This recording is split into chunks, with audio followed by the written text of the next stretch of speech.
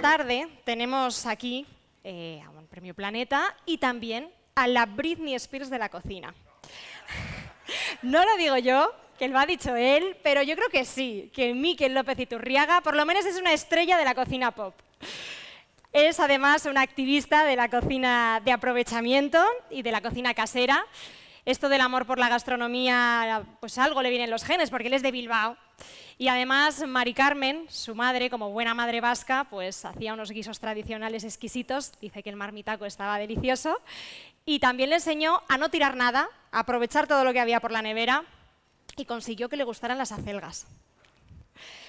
Él no se considera chef o cocinero, sino que asimismo se define como divulgador, es filólogo, periodista, comenzó trabajando como periodista musical en El País de las Tentaciones, en la revista Rolling Stone. Yo creo que lo que quería era entrevistar a Britney Spears. Y luego se formó en la Escuela de Hostelería Hoffman de Barcelona, que por cierto, Mikel, creo que consiguió estrella Michelin el año que tú te matriculaste. No sé si había algo que ver ahí. Después abrió el blog Ordaquín, que fue premiado como el mejor blog de cocina en 2009. Y en 2010 creó El Comidista en El País, que seguramente ya es por lo que le conocéis todos. Habréis seguido sus consejos y recetas y si no hay que hacerlo porque nos tenemos que poner las pilas con esto de la cocina. Además es la plataforma de gastronomía más leída y vista en España. Ha sido candidato al Premio Nacional de Gastronomía, ha hecho varios programas de televisión, tiene publicados varios libros y el último, Cocina de aquí, para gente de hoy, recopila recetas tradicionales. Pero mejor que nos lo cuente él, Mikel López Iturriaga. Un fuerte aplauso. Sube, por favor, al escenario.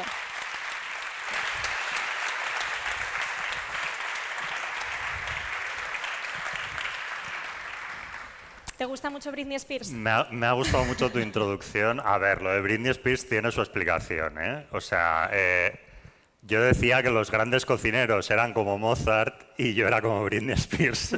O sea, esa era un poco por poneros en contexto, ¿eh? Pero sí, o sea, yo siempre he defendido mucho una cocina popular y una cocina pop, y que hay más pop que Britney Spears, ¿no? Desde luego. Oye, si le dijésemos al público, así ahora, según hemos empezado, ¿eres un cojondongo o un morrococo? Se pensarían o que nos hemos vuelto locos o que le estamos aquí regalando algún insulto del siglo XV como el castillo, pero en realidad, de una forma muy sutil, os estaríamos diciendo que estáis muy ricos y deliciosos. Efectivamente, sí, sí. Estos son nombres de platos tradicionales españoles que, claro, vienen de una época, pues no sé, en los que estos nombres igual no sonaban tan contundentes, ¿no? No sé, atascaburras, cojondongo, o el morrococo, ¿no? Pero se les ponía estos nombres a los platos, que eran nombres mucho más divertidos que los que les ponemos ahora, la verdad. Y sí, sí, el cojondongo es a pesar de su nombre, que es cojondongo del Gañán, literalmente, es una ensaladita de tomate que hacen en Extremadura. O el morrococo es una especie de hummus que se hace, bueno, hummus, no tiene nada que ver con el hummus, pero vamos, son garbanzos machacados. Garbanzo. Sí, llevan garbanzo cocido, machacado, es un plato de aprovechamiento también que se hacía para reciclar los garbanzos que sobraban del cocido en Jaén. Y se les pone un poco de pimentón, un sofritito de cebolla y eso pues se come así como medio untado, muy parecido a cómo se come el hummus, ¿no? Lo siento, pero no hemos traído muestras. No hemos traído morrococo, no. Pero la receta está en el libro, yo os aconsejo que lo probéis porque una vez que uno se introduce en el morrococo ya el hummus no lo quiere para nada. O sea que es muy recomendable. Pero sí, son platos que, bueno, que me ha gustado mucho rescatar en el libro este que he escrito, que es Cocina Española. Pero bueno, cocina española un poco actualizada, traída al momento actual, que es un momento en el que no tenemos mucho tiempo para cocinar, y todo con recetas muy fáciles, ¿no? Pero bueno, el recetario español tiene eso de bueno, ¿no? Que tiene muchas recetas que son sencillas, muy sanas, muy sostenibles porque son con productos de cercanía, con muchas legumbres, muchos vegetales, con lo cual ha sido un trabajo relativamente fácil por ese lado, ¿no? Luego lo de probar las recetas ya ha sido otro circo, pero bueno. ¿Con quién has ensayado? Pues, ¿A quién has tenido de conejillo de indias? pues mira, a mi marido y a mis 2 sobrinos. Esos han sido los que han estado probando todas las recetas que he ido haciendo y la verdad es que me han ayudado mucho a ajustar los puntos porque, claro, yo hay recetas que cogí de recetarios antiguos y ya sabes cómo son los recetarios antiguos, que no son demasiado estrictos en la cantidad, en las cantidades. Como las madres, le echas un poco cuando veas que empieza a hervir. Totalmente, que tiene su sentido, porque eran libros que estaban hechos para gente que sabía ya mucho de cocina, ¿no? No como los libros de ahora. Entonces, bueno, pues claro, tuve que probar bastantes veces la receta hasta dar con una fórmula que yo dijera, vale, sí, esta es la que yo quiero y la que me gusta, ¿no? Entonces, bueno, pues yo les iba echando a ellos de estas cosas que preparaba los domingos, que era el día que solíamos quedar para comer. Y bueno, como son bastante morrofinos los tres, pues me ayudaron mucho a corregir sobre todo, ¿no? A decir, bueno, esto está un poco pasado de pimentón, esto está un poco pasado de vinagre. Aunque bueno, luego cuando haces las recetas en casa, pues son, o sea, las recetas tienen muchas cosas que son muy variables, ¿no? En función del tipo de producto que uses, del horno que tengas, del fuego que tengas, con lo cual la exactitud en la cocina es siempre un poco relativa, ¿no? Pero bueno, el tener un focus group, como se dice ahora, me vino fenomenal. Oye, en este trabajo de antropología gastronómica que has ido haciendo, yo no sé si mientras te documentabas también te llamaban la atención los nombres, porque yo os he puesto estos 2 ejemplos, pero es que hay más. Pipirrana, matamaridos. ¿Qué Sí. tiene ese guiso? Pues mira, el Matamaridos es un poco el germen de este libro, lo que me ayudó, vamos, lo que me impulsó un poco a escribirlo, porque fue una receta que ni Tu me marido tiene que estar contentísimo. Mi marido está muy contento porque no murió. Era mi pretensión, ¿eh? Acabar con él, pero no, sigue vivo. Pero bueno, es una receta que no sé cómo, la verdad es que no me acuerdo de cómo llegó a mí y dije, va, pues venga, vamos a hacerla para el comidista, porque me pareció una receta fácil, una receta de pescado, que el pescado a la gente le cuesta un poco siempre, que parecía como un poco bien para todos los públicos y allí que nos lanzamos a hacerla. Es un guiso típico de Andalucía, de la zona de Málaga, y bueno, pues nada, lo probamos, nos gustó mucho, bueno, venga, publicamos la receta. Y la verdad es que la receta tuvo un éxito impresionante. O sea, no sé si por el nombre, creo que un poco sí, pero vamos, funcionó muy bien, sobre todo en las redes sociales, ¿no? En TikTok y en Instagram, vamos, fue como un tiro, ¿no? La pipirrana pasó un poco lo mismo, con lo cual ahí empecé yo a barruntar si había hueco para escribir un libro de este tipo, con este tipo de recetas, ¿no? Que normalmente nos olvidamos de ellas porque estamos más pendientes de las novedades y sobre todo de novedades que vienen de otros países, pero no nos damos cuenta de que aquí tenemos un súper patrimonio muy poco conocido fuera de las zonas en las que se hacen esos platos y que podemos explotar, ¿no? Y eso, pues bueno, dije, pues venga, hay un hueco para este libro. También me di cuenta que no había muchos libros de cocina española en el mercado, cosa que es muy chocante, ¿no? O sea, de repente tienes un libro de cocina de Hokkaido, que es una región de Japón, y no tienes demasiados libros. Sí que sale algún libro de cocina regional y tal, o alguna cosa, pero no... Como que veía, o sea, a mí me llegan un montón de libros de cocina, prácticamente todos los que publican las editoriales Claro. grandes, me los mandan por si los sacamos en el comidista, y yo veía que ahí tenía montones de libros y eran todos de cocina de otros países, o cocina para freidora de aire, pero no había ninguno de cocina tradicional española, ¿no? Y eso estas dos cosas fueron un poco lo que me empujó a escribir este libro. Y son recetas que si tú hablas con la gente de allí, todo el mundo la conoce, ¿no? Son como muy conocidas, muy populares en ese lugar, pero muy locales. Claro, pero es que no salen de ahí, ese es el tema, ¿no? O incluso la gente de allí tampoco las conoce mucho, no te creas, ¿eh? O sea, que igual vas a Jaén, de donde es típico el morrococo, preguntas a la gente y no tienen idea, ¿no? Que eso también puede pasar. Pero sí, o sea, como que no... Son recetas como que no salen de su círculo, ¿no? O de su entorno más cercano.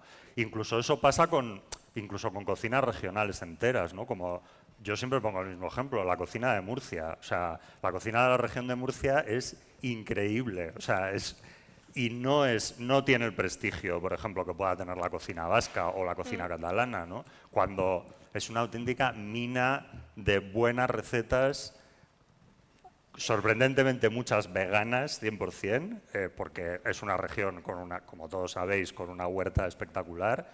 Y hay un montón de platos ahí con nombres también maravillosos como zarangoyo, por ejemplo, bueno, pues que en Murcia la gente las conoce, pero no, como que no sé si es que no han sabido o no sé lo que ha pasado, no sé cuáles serán los motivos exactos, ¿no? Pero el hecho es que no son demasiado populares fuera de España, o sea, fuera de Murcia, en el resto de España. Tienen la que para mí es la mejor tapa de España, que es la marinera, que no sé si la conocéis, pero es una especie de rosquillita de pan así alargada con ensaladilla rusa y una anchoa encima, que para mí es una combinación absolutamente sublime y orgásmica. O sea, si vais a Murcia, lo primero que tenéis que hacer nada más llegar es comeros una marinera en un sitio bueno, a poder ser.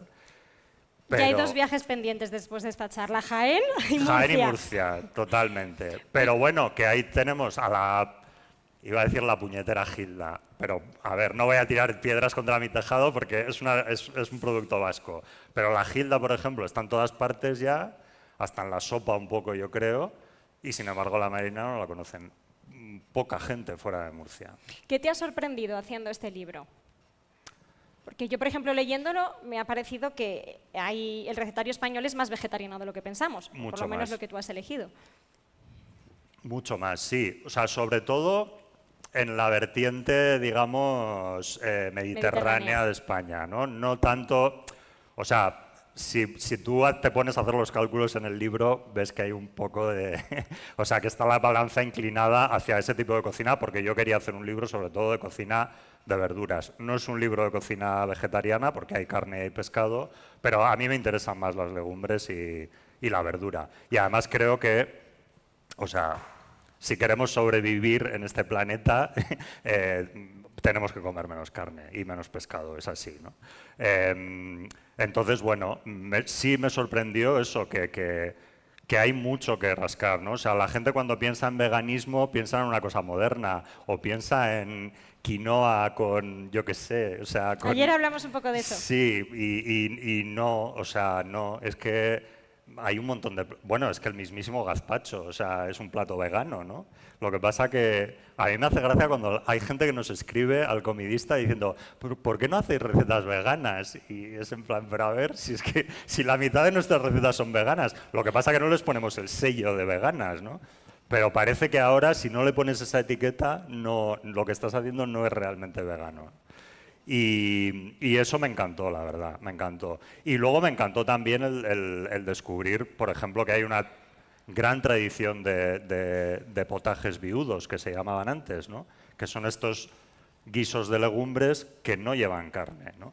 Siempre identificamos al mundo de la legumbre con esos platazos pesados, con la morcilla, el chorizo, el tocino, cuando realmente hay una tradición en España de esos guisos que se hacían sin carne por motivos religiosos, o sea, estaban muy ligados casi siempre a la Cuaresma o ese tipo de cosas, pero que ahora tienen todo el sentido, ¿no? Y bueno, me gustó mucho eso, descubrir como que hay una cocina tradicional que es muy útil en el presente como a muchos niveles. Oye, nos descubres también un conflicto, que ríete tú de otros conflictos que hay entre Madrid y Barcelona, que es el de las salsas de las patatas bravas. Las bravas, sí. Sí, bueno... ¿Qué pasa ahí? A ver, resumiéndolo así muy rápidamente, en Madrid se lleva más la patata solo con salsa picante, la patata brava, pero la versión de Barcelona, y yo diría que un poco más mediterránea, lleva también una especie de mayonesa con ajo, alioli, bueno, lleva 2 salsas, una blanca y una roja, ¿no? Muchos madrileños desprecian esas patatas como patatas con salsas, no son bravas, pero el hecho es que en Cataluña y en otras zonas pues se llaman bravas, ¿no? Porque llevan una salsa picante, ¿no? Entonces, bueno, en el libro hago un texto contando la historia sobre el origen de las bravas, no hay ninguna duda, es Madrid, o sea, las bravas se inventaron en Madrid en la posguerra. Era un plato absolutamente de gente pobre, pero muy pobre, porque al final son unas patatas fritas, con una salsa que al principio ni siquiera llevaba ni tomate ni nada, o sea, era un poco de aceite con pimentón picante y poco más, ¿no? Pero bueno, es interesante cómo esa receta que nació, digamos, en la posguerra española, en la meseta, en un sitio como Madrid, que en aquella época era un sitio muy gris, pues de repente viaja en los 60 a una Barcelona o a un Mediterráneo como un poco más, que ya estaba Más en abierto. otro mood, como más alegre y más soleado y más con un poco más de riqueza, ¿no? Y de repente pues deciden ponerle esa otra salsa para darle al plato como una cosa un poco más lujosa, ¿no? Y bueno, me parece no sé, un caso interesante de historia de la gastronomía que también está contando un poco la historia de España, ¿no? Abres también otro debate que es cebolla sí, cebolla no y cuándo se le pone la cebolla a la tortilla, que no es de siempre. No sé si aquí hiciésemos una votación, si saldría que sí o que no. A ver, ¿a quién le gusta con cebolla? Que levante la mano. ¿Y sin? Vale, fuera de la sala. No. Es broma porque es broma porque a mí la verdad que es que me da igual. Yo O creo que hay sea, gente que ha levantado la mano 2 veces, que es como la tortilla me da igual cómo y si es de nuestra madre es mejor. que, mira, no sé, yo creo que tenemos que superar ya este debate. O sea, a ver, es que hay buenas tortillas y hay malas tortillas de patatas. El que le pongas cebolla o no se la pongas no la va a hacer mejor o peor. Hay otras cosas más importantes a la hora de preparar una buena tortilla de patatas para mí, ¿no? Que es que la patata esté bien frita, no cocida, que la temperatura de la sartén sea la adecuada para que la tortilla no se dore demasiado y no se forme esa película dura que se forma en algunas tortillas que es desagradable. No sé, el punto de cuajado del huevo, que tiene que ser ni muy líquido ni muy duro. Bueno, cosas que van más allá del tema de la cebolla o no sé. A mí me gusta más con cebolla, pero he probado muy buenas tortillas de patatas sin cebolla ante las que no tengo pega posible. Cocina de aquí para gente de hoy, que es el libro, se lo dedicas a Mari Carmen, a tu madre. Mm. ¿Qué te enseñó de la cocina? Pues muchas cosas. Bueno, yo creo que fue la que me metió el gusanillo de la cocina, ¿no? A ver, debo decir que yo no fui ni un niño ni un adolescente especialmente interesado en la cocina. O sea, sí me gustaba comer bien y en mi casa se hablaba mucho, como en las casas de la mayoría de los vascos, pues todo el rato se está hablando de comida, especialmente en las propias comidas. Pero yo me acerqué a la comida, a la cocina, cuando me fui a Madrid a vivir y tenía que sobrevivir. Por supervivencia. Claro, o sea, no fue aquello, ay, no, tenía una vocación y estaba entre las faldas de mi madre cuando era niño mientras cocinaba, no. O sea, yo quería comer y no me interesaba. Pero bueno, sí que gracias a ella y a sus consejos, pues teníamos una especie de hotline permanente en la que ella me iba explicando cómo se hacían los platos. Cuando yo iba a Bilbao, pues me apuntaba las recetas. Como hemos dicho antes, las instrucciones eran, digamos, difusas, pero sí, o sea, me enseñó mucho a cuidar el detalle en la cocina, ¿no? Que yo creo que eso es algo muy, muy importante. O sea, cuando cocinas en casa, no sé, yo creo que cocinar bien no es tanto liarte a hacer cosas súper complicadas, sino es, aunque hagas cosas sencillas, intentar que cada cosa esté en el sitio justo y en el punto exacto, ¿no? O sea, puedes hacer una humilde tortilla de patatas, que fíjate, son 3, 4 ingredientes, y la diferencia entre que esté muy buena o esté mala o esté regular, digamos, es eso, ¿no? Es ese, no sé, ese cuidado con los puntos. Y luego me enseñó también mucho a apreciar los sabores sutiles. O sea, ella era una cocinera muy vasca y no le gustaban los sabores. No le gusta, bueno, tenía una grasofobia radical, o sea, las grasas no. Era una hija de su época también, en la que se le metió a la gente en la cabeza que la grasa era mala. Y luego tampoco le gustaban los picantes, los sabores muy agresivos no le gustaban, ¿no? Y bueno, pues eso sí que me lo transmitió bastante, ¿no? El no apreciar la comida tanto porque sepa mucho, ¿no? Sino porque sepa bien, porque tenga un equilibrio, porque haya un balance, no sé, ese tipo de cosas. Y ese mimo del que hablabas a la hora de cocinar es también una forma un poco de decir te quiero a quien va a comer ese plato, ¿no? Hombre, por supuesto, sí, sí, sí. O sea, a ver, mi madre, como buena señora vasca, no era muy de abrazos, ni de besos, ni de... O sea, no. Quiero decir, los vascos ya sabéis cómo somos, o sea, no somos muy Dolores, ¿qué tienes expansivos. que decir por aquí? Bueno, Por hay de alusiones. todo, hay de todo, pero es verdad que no, que bueno, era una mujer muy amable, muy simpática y muy divertida, pero no era excesivamente expresiva a la hora de mostrar cariño, ¿no? Y una de las vías de mostrar cariño era la cocina, o sea, el entregarse completamente, el hacer mucha comida, el hacer... O sea, yo me acuerdo, por ejemplo, que en Navidad era una guerra permanente con ella, porque es que quería hacer el plato que quería cada uno de los miembros de la familia. Y claro, nosotros éramos seis más tíos, más primos, más abuelas, más abuelo, o sea, y claro, o sea, era un circo lo de la Navidad, porque al final se liaba a hacer 800 platos y acababa reventada. Pero era una batalla perdida. O sea, ella, el cordero al chilindrón de mi primo Manu, el no sé qué de no sé cuál, el no sé qué de... O sea, y bueno, y al final, pues Te eso. da para otro libro, ¿eh? Si haces el Pues recetario de Navidad. vamos, perfectamente, perfectamente.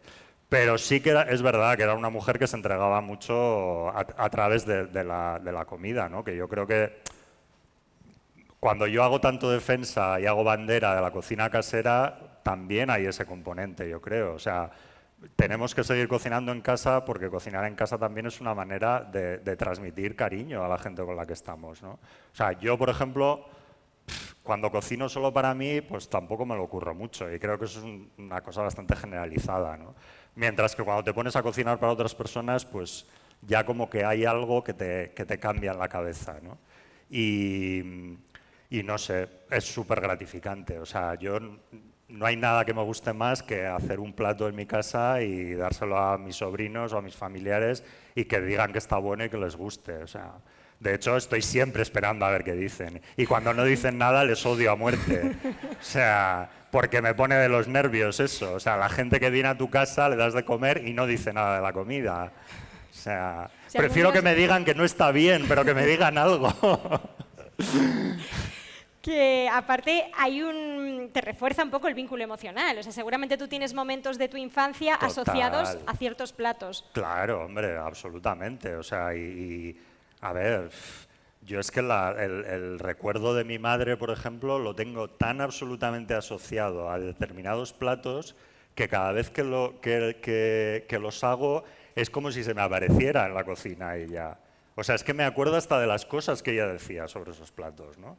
Y eso es una cosa absolutamente mágica. O sea, que yo cuando hago un pisto en mi casa me acuerde siempre de mi madre y de cómo lo hacía y también la maldiga un poco porque nunca me sale igual de bien que a ella, aunque sigo su receta, pues ahí hay un... Eso es un... o sea, es que claro, es que cocinar no es solo cocinar, no es solo alimentarse, hay un montón de cosas ahí emocionales y de herencia cultural y sociológicas, no sé, mil cosas que están ahí metidas en esa cosa tan sencilla como de poner una cazuela al fuego y empezar a echarle cosas, ¿no? Ayer con Mulet hacíamos un poco repaso, un recorrido por la historia de la humanidad a través de los alimentos y cómo habían evolucionado y precisamente eso de cómo influía pues, la religión, la cultura, el contexto socioeconómico. Que dices, la maldigo un poco cuando hago pisto porque no me sale igual de rico que a ella. No sé si hay recetas que igual van a desaparecer con una generación. Sí, por desgracia sí, eso va a pasar, pero tampoco es ninguna novedad en la historia, ¿eh? O sea, hay un montón de platos que se han dejado de hacer por distintas circunstancias, porque se han pasado de moda y sobre todo porque los contextos han cambiado, ¿no? Entonces, yo creo que es inevitable que pase eso. O sea, ya está pasando, pero ha pasado un poco siempre. O sea, no nos vamos tampoco a rasgar las vestiduras, ¿no? Lo que pasa que, bueno, yo lo que sí que intento y lo que creo que sería inteligente hacer es no perder cosas del pasado que nos pueden ser útiles ahora. O sea, evidentemente que hay platos que por su dificultad no tienen mucho sentido ahora en una cocina doméstica. O sea, quizá en un restaurante sí, pero en una cocina doméstica no, ¿no? El contexto ha cambiado muchísimo. Antes había una señora en casa medio esclavizada haciendo de comer para toda la familia. Ahora esa figura ya, por suerte, no existe, ¿no? Entonces, bueno, pues claro, la cocina tiene que cambiar. O sea, no, los instrumentos con los que cocinamos no son los mismos de ninguna manera. O sea, es que no tiene ningún sentido el intentar cocinar como hace 100 años, porque es que la cocina era completamente distinta, ¿no? Las cocinas ahora son espacios mucho más pequeños que antes, por ejemplo. O sea, no sé, hay tantas cosas que han cambiado que por fuerza hay platos que va a haber que decirles chao pescado, nunca mejor dicho, ¿no? Hay cosas que tampoco está mal olvidar, quiero decir. Como por ejemplo. Bueno, pues no sé, pues esos platos así como muy pesadotes que se hacían antes, ¿no? O yo qué sé, pues esos pastelones de pescado, por ejemplo, que antes se hacían en Navidad y tal, que bueno, cuando los haces también tienen un punto así de nostalgia que mola, ¿no? Pero no sé, yo creo que hay un tipo de cocina así como muy pesada y muy laboriosa que ya no tiene mucho sentido en el mundo de hoy, ¿no? Tampoco. Y ojo, o sea, yo creo que también hay cosas que, frente a esa nostalgia a la que tendemos siempre y a esa idea de que lo de antes siempre era mejor, yo creo que hay cosas que ahora las hacemos, o sea, las hacemos mejor en la cocina. Romantizamos un poco la cocina de la abuela. Muchísimo, muchísimo, constantemente. Primero nos olvidamos de quién era la abuela y de si la abuela estaba ahí a gusto o estaba porque no le quedaba otra. Y luego también yo creo que no... O sea, que no estoy diciendo que las cocinas de las abuelas, por supuesto que hacían cosas que estaban súper buenas, pero no sé, yo creo que hay determinados ingredientes que ahora se tratan con muchísimo más respeto que antes y que o sea, que se cocinan de una manera que puedes apreciar mejor sus virtudes, ¿no? Y esto pasa especialmente en el mundo de las verduras y en el mundo del pescado, ¿no? O sea, Bueno, y hay productos que antes no se conocían y que ahora, no sé, bueno, forman parte del día a día. Absolutamente, o sea, nuestra despensa ha cambiado radicalmente. Bueno, el último gran texto largo que tengo en el libro habla un poco de eso, ¿no? De cómo ha cambiado completamente nuestra despensa y claro, o sea, hay cosas que ya no sabemos muy bien si son de aquí o si son de allá, ¿no? Como, yo qué sé, pues hablo por ejemplo del yogur, que era una cosa exótica en los años 50 y ahora, ¿quién diría que el yogur no es una cosa 100% española, ¿no? O los kiwis o los aguacates, pues ahora están en muchísimas casas y todo el mundo los ve como normales, pero eran un exotismo hasta hace relativamente no mucho, ¿no? Y yo creo que la introducción de esos ingredientes, que ha venido en gran parte por la globalización y también porque ya no somos, o sea, somos un país que ha recibido a muchísima gente que ha venido de otros países y eso inevitablemente tiene un impacto sobre la manera en la que cocinamos, ¿no?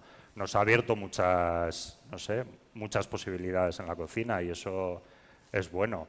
Lo que pasa que yo también creo que no tenemos que abrazar toda esa cosa de fuera perdiendo lo que teníamos de antes. No sé, se pueden combinar las dos cosas, creo yo. Hacías referencia al rol que ocupaban las mujeres que cargaban con el peso de los cuidados y también pues, de la carga y de la responsabilidad de la comida. Era algo que le correspondía generalmente a las mujeres, pero en cambio, o al menos en la alta cocina o cuando conocemos grandes cocineros, suelen ser cocineros, no cocineras. Sí, bueno, porque el mundo de la cocina profesional, de la alta cocina profesional, diría yo, no tanto de la cocina profesional en general, es un mundo muy masculinizado, ¿no? Ahora empieza un poco a cambiar la cosa, pero vamos, ha sido históricamente así, ¿no? Y bueno, pues también es una cosa que refleja lo que ha sido la sociedad en general, ¿no? Que ha sido muy de premiar a los hombres y olvidar el trabajo de las mujeres, ¿no? No creo que la gastronomía sea una disciplina diferente en eso a muchas otras, ¿no? Pero sí, es chocante, ¿no? Que siendo una cosa que en las casas solo hacían las mujeres y en muchos, no sé si restaurantes, pero sí casas de comidas o tascas o tal, también hacían las mujeres, pues al final los laureles se lo lleven los hombres, ¿no? Claro, es que es un mundo en el que las mujeres, como llevan muchas cargas por defecto en la sociedad, pues lo tienen más difícil, ¿no? Entonces, pues claro, pues para un hombre siempre va a ser más fácil llegar a ser un gran chef, porque parece ser que hay tareas del día a día que por defecto están asignadas a las mujeres, ¿no? Cuando fuiste a estudiar a la Escuela Hoffman a Barcelona, ¿tú querías ser cocinero? No, cocinero profesional nunca jamás he querido ser. No, no, no, no, no. O sea, yo esto lo hice por puro placer. O sea, y porque o sea, a ver, yo ya sabía más o menos defenderme en la cocina con lo que me había enseñado mi madre, viendo recetas, con la práctica, pero me apetecía tener un poquito de técnica más sólida, ¿no? Pero nunca lo hice con la idea de dedicarme profesionalmente a la cocina. No, no, o sea, no me veo trabajando en un restaurante. O sea, yo soy periodista, no soy cocinero. Nunca me he vendido a mí mismo como cocinero, como cocinilla, si acaso, ¿no? O como aficionado a la cocina.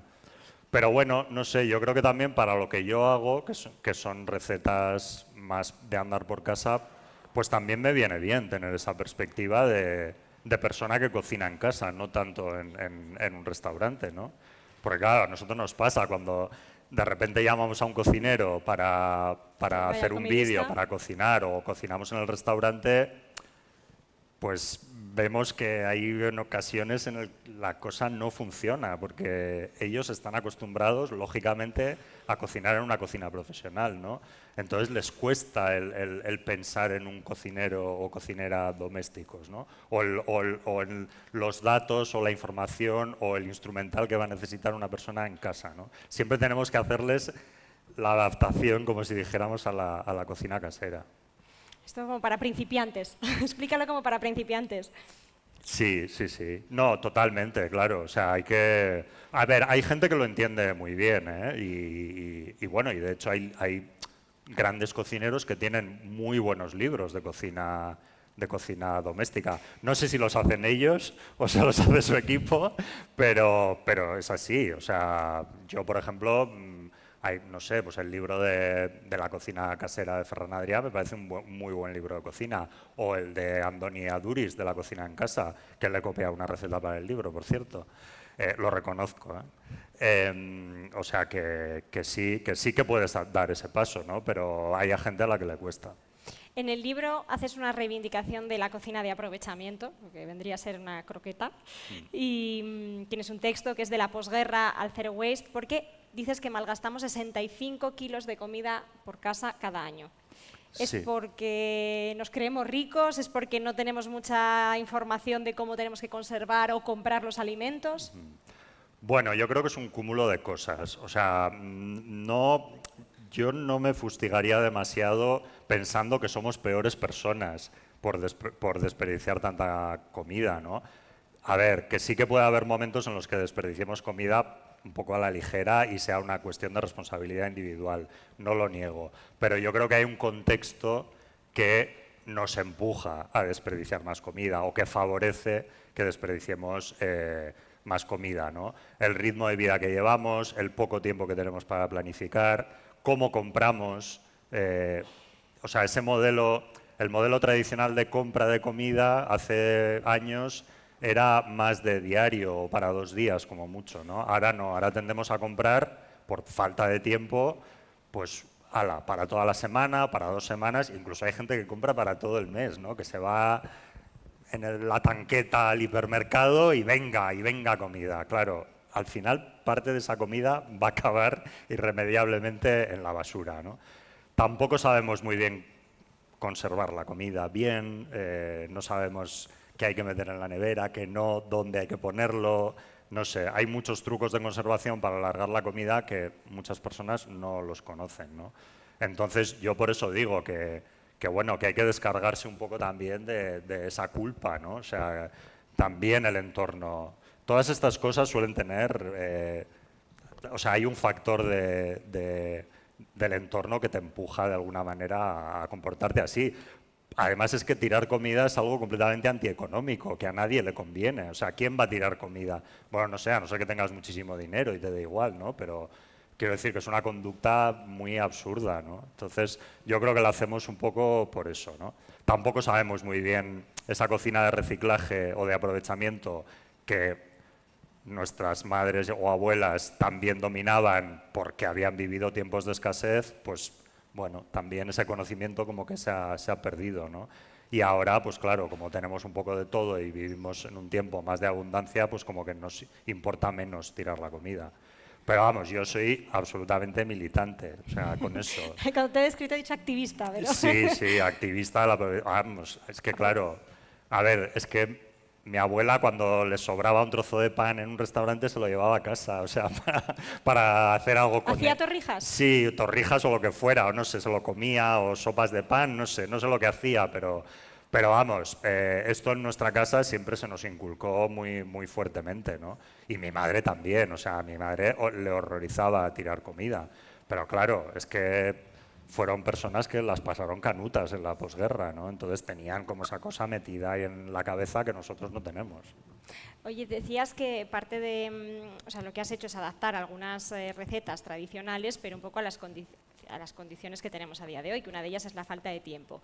Pero sí que hay algunos cocineros que un poco no están tan de acuerdo en eso, o sea, que vienen a decir que al final la falta de tiempo es una excusa. ¿Es una excusa porque nos da pereza? Porque tenemos comida fácilmente accesible que podemos comprar hecha. Yo no soy muy de esa tesis, o sea, no lo compro mucho.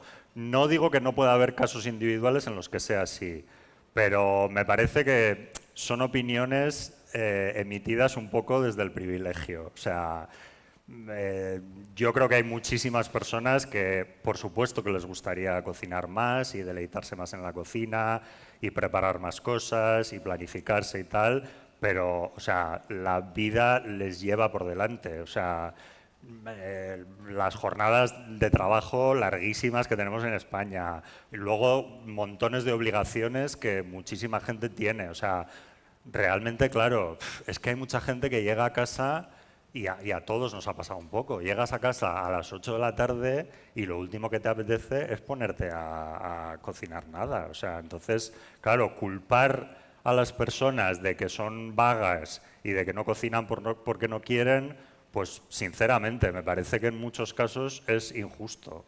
O sea, y es como, claro, como perder un poco la perspectiva de las cosas, ¿no? Y de la realidad de mucha gente que no tiene tiempo real para cocinar. ¿Desaparecerán las cocinas como auguran algunos dentro de 20-25 años? Pues no lo sé, no tengo la bola de cristal para decir si desaparecerán o no. O sea, es verdad que hay datos que apuntan a que la cocina doméstica está en retroceso. Bueno, a ver, y todos, más o menos en vuestro entorno, lo habréis visto. O sea, que la gente cada vez cocina menos, es así, ¿no? Pero tanto como desaparecer, no sé, o sea, yo espero que no, porque la pérdida sería brutal. O sea, la pérdida de libertad, lo primero, para decidir lo que comes, ¿no? O sea, si dejamos si dejamos la comida en manos de una industria, una empresa o alguien, vamos a perder opciones, vamos a perder libertad, vamos a perder autonomía, capacidad de decisión de lo que comemos y de lo que no comemos. O sea, y luego, bueno, la pérdida cultural que eso de patrimonio que eso supondría, ¿no? O sea, a mí me parece una catástrofe que pase eso, que dejemos de cocinar y que solo compremos precocinados en el supermercado. O sea, es que vamos a comer peor, seguramente, ¿no? Porque, bueno, pues estas empresas que se supone que nos van a dar de comer ya cosas hechas, pues probablemente no estén pensando tanto en que No lo tú harán con comas el mismo bien. mimo que Mari Carmen. No, o sea, Mari Carmen pensaba en el bienestar de sus hijos. Estas personas, un poco también, lógicamente, pues lo que van a pensar es en sus réditos económicos, porque para eso tienen una empresa, para ganar dinero, ¿no? Entonces, bueno, a mí me parece que eso sería una auténtica tragedia. O sea, perder una actividad como la cocina, que es tan placentera, que es una de las pocas cosas que hacemos con las manos ahora mismo, mucha gente. O sea, no sé, la paz que te da poder meterte en la cocina, estar un rato tranquilo, haciendo algo que te saca del mundo, no sé. Luego cocinar, dar cariño, es que son tantas cosas las que hay alrededor de la cocina doméstica que perderlas a mí me parece un drama, ¿no? O sea, y al final eso es, no sé, es como que todo te empuja a meterte en una rueda de consumo y producción muy loca, ¿no? Y esto va por ahí al final, lo de que compres comida preparada todo el rato. El que tú ya dejes de hacer cosas y lo único que te conviertas es en un consumidor. Y ya está. O sea, Me consta que aunque tengas poco tiempo no perdonas el desayuno. Y no sé si por eso, y ligando al tema del certamen, que es un certamen nacional de literatura y gastronomía, en tu libro incluyes los duelos y quebrantos, que era el desayuno que le preparaba Sancho Panza a Don Quijote. sí. Sí, bueno, es un plato que menciona Cervantes en el Quijote, pero que nadie sabe muy bien de qué está hablando. O sea, vamos, lo que se entiende por duelos y quebrantos después, pues son un poco interpretaciones, ¿no? que se han hecho. Y bueno, al final son unos huevos revueltos con bien de panceta y chorizo y cosas para que tengan así sustancia. Pero sí, esta historia la cuento en la introducción de la receta, ¿no? Que es bastante curioso que nadie sabe realmente a lo que se refería Cervantes cuando mencionó este plato. ¿Hay otras recetas de la literatura que te gustaría incluir en el comidista o adaptar? Yo no sé si hablamos el otro día aquí con Carlos Zanón de las de Pepe Carballo, los garbanzos que hay en los textos de Benito Pérez Galdós, Pues no lo he pensado. alguna de Dolores Redondo. Mira, pues no, bueno, si me pasa alguna la meteré en el libro, pero, pero no lo he pensado.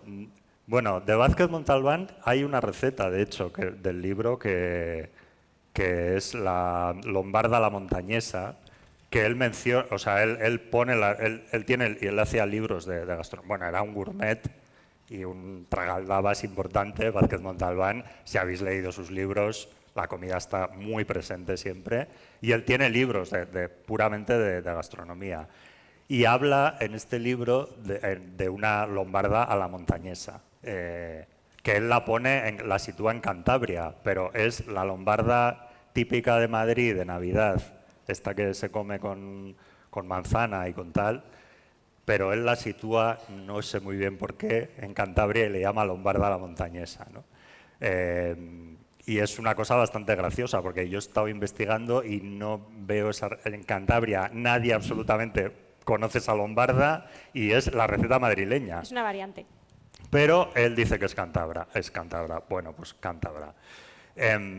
Pero no se me ocurren más recetas así de libros No, ¿qué te gustaría que me gustaría. incluir en el comidista? No lo sé. Seguro que alguna hemos hecho, pero ahora mismo no me acuerdo. Queda poquito tiempo. Vamos a dar paso al público por si quiere preguntarte alguna cosa, por si quiere charlar. Y además voy a saludar a unos paisanos tuyos, que son dos grandes lectores del País Vasco, Salva y Bea, que vienen de Vitoria, tú que eres de Bilbao, aunque vives en Barcelona, y que llevan viniendo desde la primera edición. Si hay un micrófono por ahí en la sala, vamos a ponerles en el compromiso.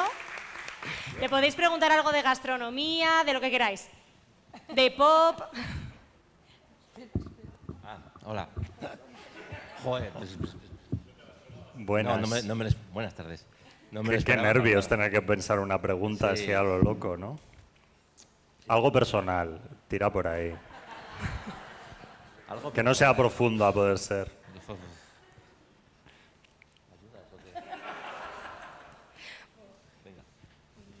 Pues una pregunta podría ser, puesto que tú tienes un puesto muy visible, ¿no? Dentro del periodismo, ¿qué papel crees que deberíais de jugar desde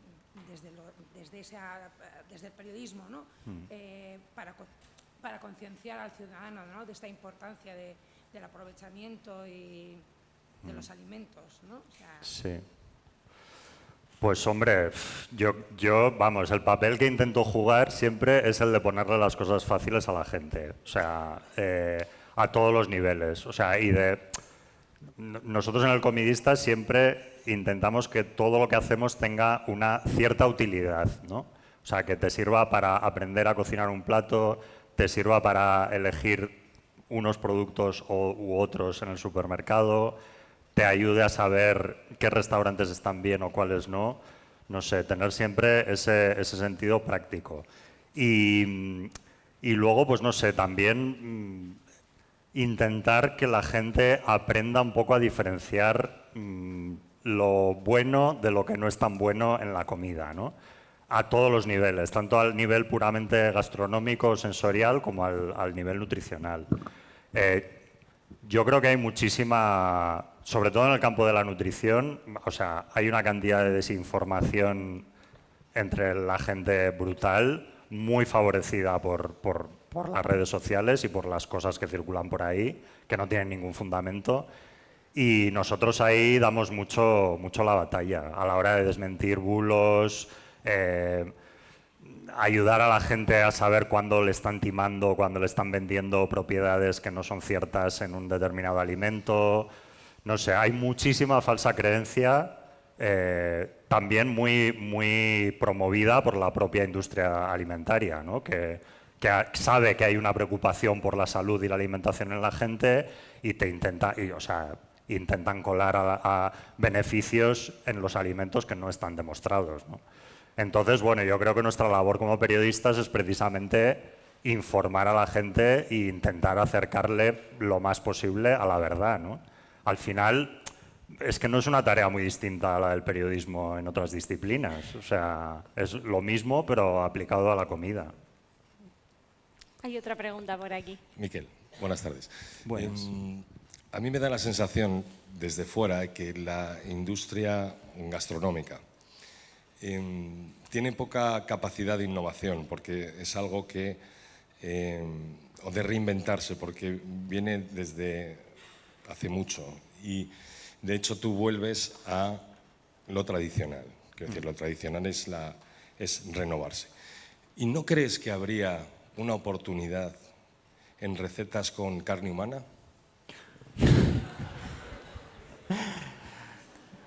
Hombre, a ver, la hay, pero no sé si hay un mercado para eso.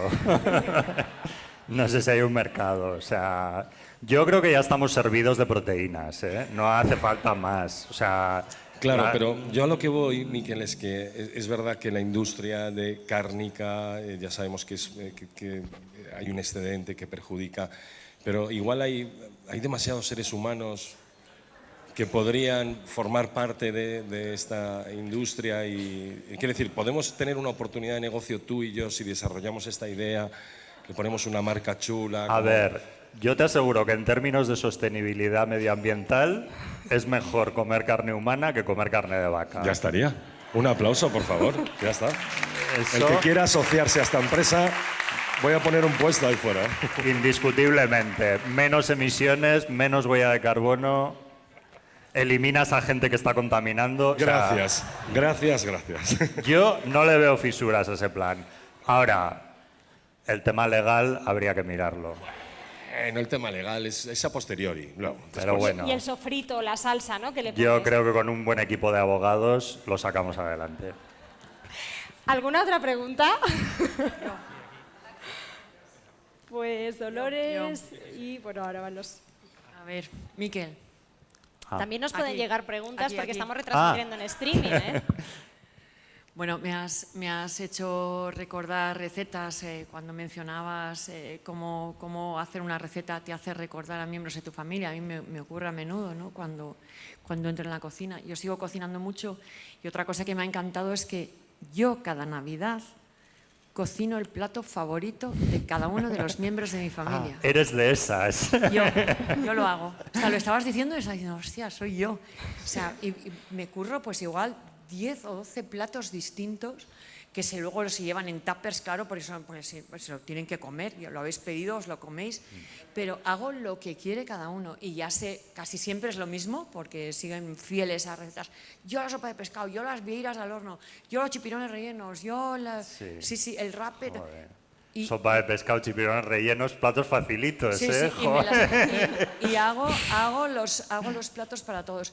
Pero mi pregunta va por la otra parte, por la importancia que tiene que desde los lugares donde hablamos, donde tenemos cierta influencia sobre los demás, sobre todo tú, en lo que tiene que ver con alimentación, pongamos el punto en la importancia, sobre todo, de que no se pierda esto de que sigamos haciendo nuestra propia comida y que sigamos comprando nuestra comida y nos la hagamos, aunque sea el fin de semana, cuando tengamos un poquito de tiempo, que no renunciemos nunca a eso y que no dejemos que al final nos alimenten, porque hay algo que a mí me da mucho miedo y es que de la misma manera en que nos alimentan, dejan de alimentarnos o nos envenenan y no podemos hacer nada. Y luego cuando no sepamos hacer el huevo, literal, Claro.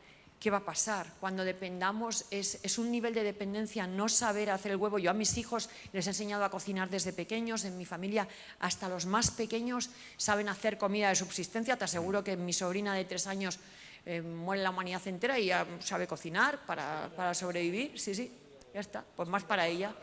Pero que hay que saber hacer comida fundamental, me parece algo propio del desarrollo humano y la importancia que tiene que desde el lugar donde estás sembremos esto, sobre todo entre la gente más joven.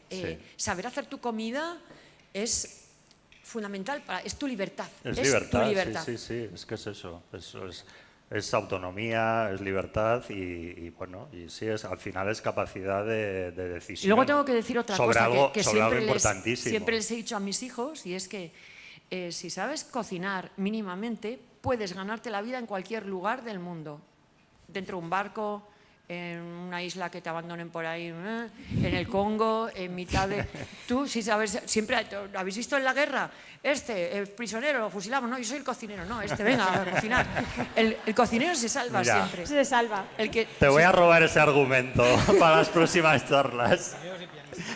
No, sí, es verdad. Y a ver, y yo creo que esto tampoco está reñido con tirar de... Por ejemplo, yo defiendo mucho la cocina tirando de cosas ya semi-preparadas que compras en el supermercado, ojo, o sea, que por ejemplo, yo soy un gran defensor de las legumbres de bote, o sea, que a mucha gente del mundo de la cocina le parece un crimen, ¿no? O sea, que no cuezas las legumbres desde el principio, pero a ver, o sea, señores... Es la adaptación a la falta de Claro, tiempo de la o que sea, hablábamos, yo ¿no? creo que una cosa buena que tiene el momento actual precisamente es que ya puedes partir de cosas mínimamente procesadas que encuentras en muchísimos supermercados y a partir de ahí hacer cocina. Eso no está reñido con la buena cocina, ¿eh?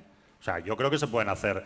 O sea, en el libro hay una receta de garbanzos con espinacas para vagos que es toda hecha con cosas que ya compras medio hechas, pero es que están buenísimos y eso es cocina también, ¿no? O sea, no sé, yo creo que nos tenemos que quitar de la cabeza esa idea de que la buena cocina tiene que ser algo necesariamente de horas y horas de trabajo y de esfuerzo y de tal, y de entrega. No, o sea, ahora podemos hacer muchas cosas en relativamente poco tiempo y que están igual de buenas, igual no están tan buenas como las que hacía la abuela, ok, pero están buenas. O sea, que quitémonos de la comida rápida no tiene por qué ser comida basura, en absoluto, ¿no?